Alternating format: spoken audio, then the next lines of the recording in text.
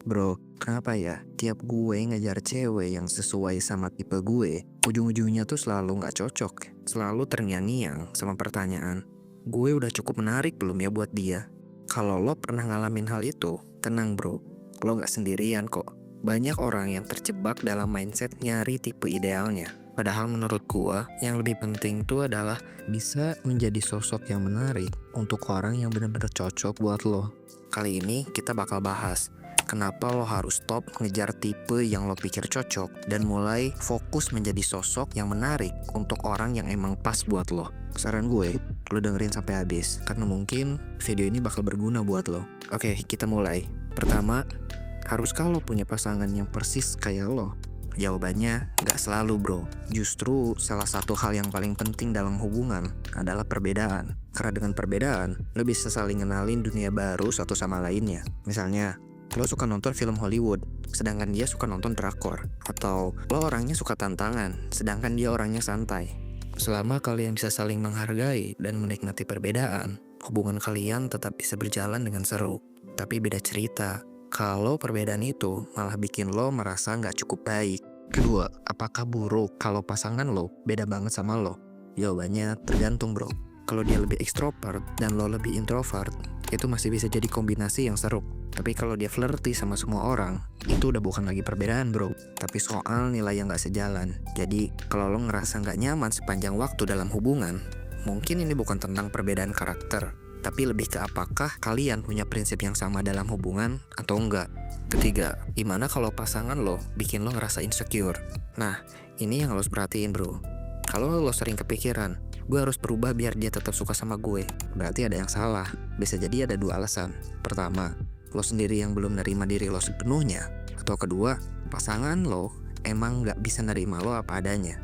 Misalnya, lo orangnya santai, dan dia suka olahraga. Kalau dia gak pernah maksa lo buat ikut olahraga dan tetap nerima lo, itu bagus. Tapi, kalau dia mulai ngomong, coba deh, lo lebih aktif biar lebih menarik, itu tanda kalau dia sebenarnya mau lo berubah jadi kayak dia.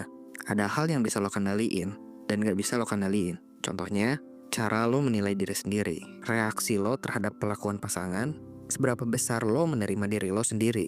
Itu contoh hal yang bisa lo kendaliin. Sedangkan ekspektasi pasangan yang gak realistis, cara dia memperlakukan lo, apa yang dia pikirkan tentang lo, itu contoh hal yang gak bisa lo kendaliin. Jadi, kalau dia bikin lo ngerasa harus berubah supaya diterima, itu bukan hubungan yang sehat. Tapi kalau insecure itu muncul karena lo sendiri yang belum nerima diri lo apa adanya, itu adalah PR yang harus lo beresin dulu bro, sebelum masuk ke hubungan manapun. Keempat, gimana cara kita tahu sebuah hubungan itu sehat atau enggak? Marcus Aurelius pernah bilang, lihatlah tindakan seseorang, bukan kata-katanya. Karena tindakan adalah cerminan hati yang sesungguhnya. Maksudnya, ciri hubungan sehat bukan cuma di kata-kata manis, tapi bagaimana lo dan pasangan bisa saling memperlakukan satu sama lain. Jadi kalau lo bisa ketawa dan nerima perbedaan satu sama lain, dan lo gak harus jadi orang lain biar bisa diterima, itu adalah contoh hubungan yang sehat bro. Tapi kalau lo mulai ngerasa, kalau gue gak berubah, dia bakal ninggalin gue, berarti hubungan itu gak sehat bro. Biar lo lebih yakin, coba tanyain ini ke pasangan lo. Gue suka hal yang beda dari lo, itu ganggu lo gak? Kalau dia jawab, enggak kok, itu cuma bagian dari diri lo yang gue suka, berarti lo sama dia ada di jalur yang benar. Tapi kalau dia mulai kasih kode buat lo berubah, mungkin lo harus mulai mempertanyakan hubungan kalian. Kelima, kenapa lo harus fokus nerima diri sendiri dulu? Masalahnya, kalau lo masuk ke hubungan dengan mindset, gue udah cukup baik buat dia, lo udah kalah dari awal. Coba bayangin, lo lagi PDKT, terus mikir, gimana kalau dia lebih sukses dari gue? Gimana kalau dia lebih aktif dan gue malah ngebosenin? Pikiran kayak gitu, tanpa sadar, bakal mancarin energi gak pede, dan justru bikin orang lain ragu sama lo. Keenam, apa lo harus selalu punya minat atau hobi yang sama kayak dia? Jawabannya enggak bro. Gue sendiri dulu pernah mikir, kalau gue harus lebih aktif biar lebih menarik buat cewek. Tapi akhirnya gue sadar, gue lebih suka baca buku, nonton film, dan nyantai di rumah. Dan itu tuh gak masalah. Ada orang yang suka naik gunung tiap minggu, ada juga yang lebih suka rebahan nonton Netflix. Lo gak harus sama dalam segalanya. Yang paling penting adalah lo bisa saling nerima satu sama lain.